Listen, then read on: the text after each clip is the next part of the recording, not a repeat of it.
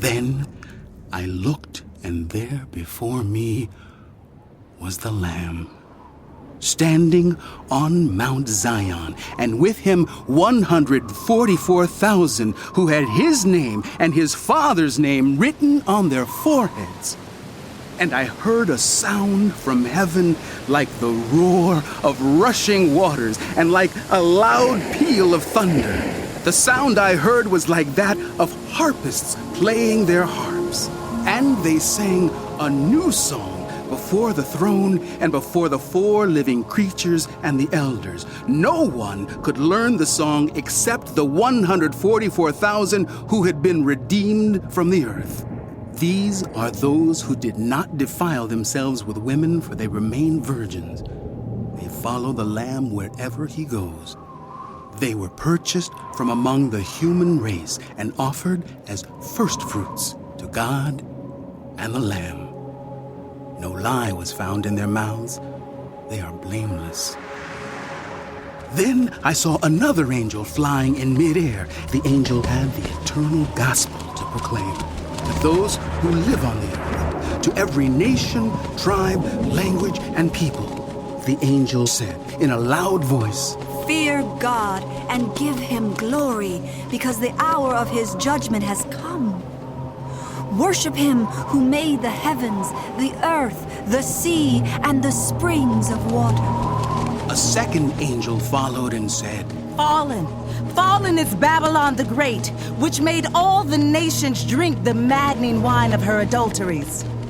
A third angel followed them and said in a loud voice, "If anyone worships the beast and its image and receives its mark on their forehead or on their hand, they too will drink of the wine of God's fury, which has been poured full strength into the cup of his wrath.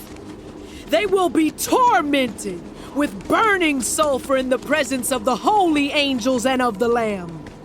And the smoke of their torment will rise forever and ever.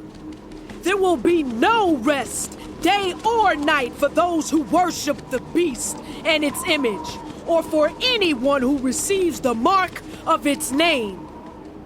This calls for patient endurance on the part of the people of God who keep his commands and remain faithful to Jesus.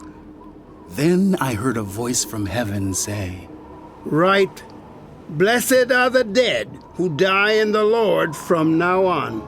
Yes, says the Spirit. they will rest from their labor, for their deeds will follow them. I looked, and there before me was a white cloud, and seated on the cloud was one like a son of man, with a crown of gold on his head and a sharp sickle in his hand.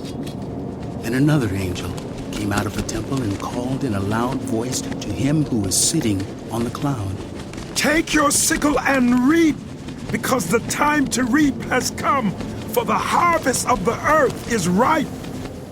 So he who was seated on the cloud swung his sickle over the earth, and the earth was harvested.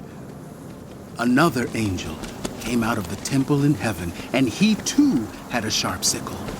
Still another angel who had charge of the fire came from the altar and called in a loud voice to him who had the sharp sickle, "Take your sharp sickle and gather the clusters of grapes from the earth's vine, because its grapes are ripe." The angel swung his sickle on the earth, gathered its grapes, and threw them into the great winepress of God's wrath.